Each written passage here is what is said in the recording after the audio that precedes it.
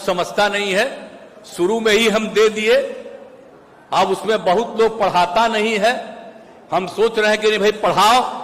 अब हमने तय कर दिया, हम सब लोगों ने मिल करके, 7 पार्टी एक साथ हैं, मिल करके हम लोगों ने तय कर दिया कि अब आगे जो बहाली करेंगे फिर सरकारी बहाली कर देंगे।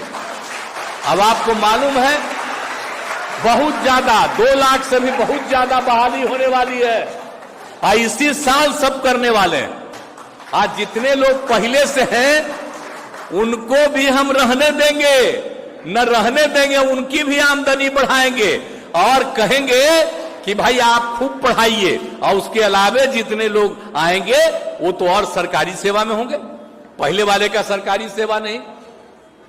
पंचायत और नगर निकाय दे रहे हैं पैसा, हम लोग उसमें खत्म नहीं करेंगे, उन सब लोगों को देंगे, लेकिन नई बहाली होगी। इसलिए जो बोल रहे